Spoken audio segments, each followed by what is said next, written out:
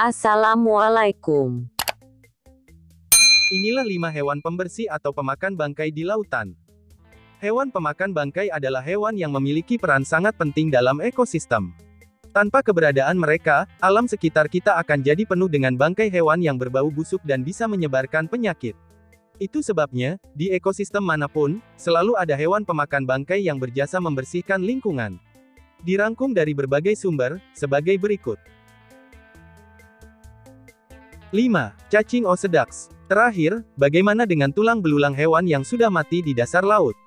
Ternyata ada pula hewan yang bertugas untuk membersihkannya, yaitu cacing Osedax.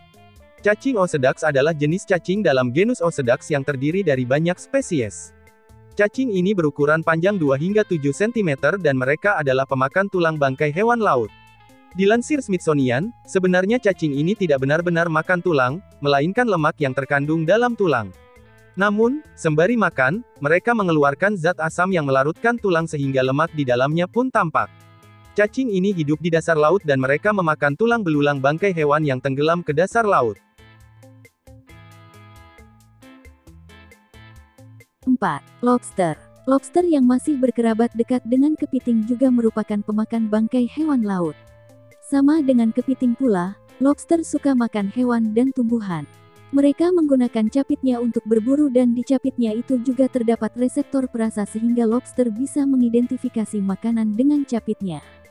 Lobster juga bisa menjadi kanibal alias memakan sesama spesiesnya jika sulit mencari makan. Kanibalisme lobster umumnya terjadi di penangkaran. Namun, lobster di alam bebas pun bisa menjadi kanibal pada lingkungan saat terjadi overpopulasi lobster. 3. Kepiting. Kepiting adalah jenis hewan yang terdiri dari ribuan spesies. Itu sebabnya, jenis makanan mereka pun beragam. Namun, secara umum, kepiting adalah pemakan bangkai berupa hewan maupun tumbuhan mati. Kepiting mengambil partikel makanan menggunakan capitnya lalu memasukkannya ke mulut persis seperti cara manusia makan.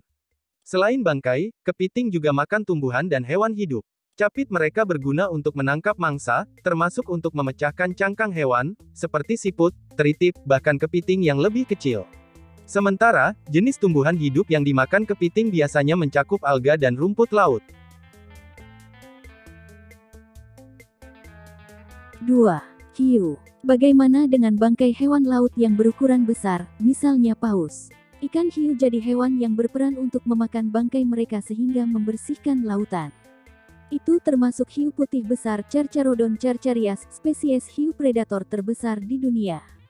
Uniknya, saat sedang makan bangkai, sekawanan hiu biasanya mengikuti urutan berdasarkan ukuran tubuhnya. Dilansir Science Daily, hiu yang bertubuh paling besar akan menguasai bagian paus yang paling berlemak, sedangkan hiu yang lebih kecil menjaga jarak dan makan bagian yang lemaknya lebih sedikit. 1. Belut morai. Ada pula belut morai, jenis belut yang tergabung dalam Murayanidae dan terdiri dari sekitar 80 spesies, seperti dilansir Britannica. Kebanyakan spesies belut morai hidup di laut.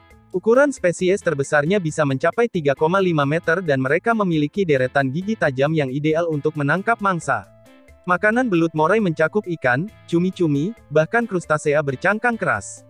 Secara umum, belut morai adalah predator, tapi laman Ocean Conservancy menyebut bahwa mereka juga kadang makan bangkai. Banyak jenis belut morai adalah predator teratas di lingkungannya, terutama spesies yang besar. Jangan lupa di subscribe. Terima kasih.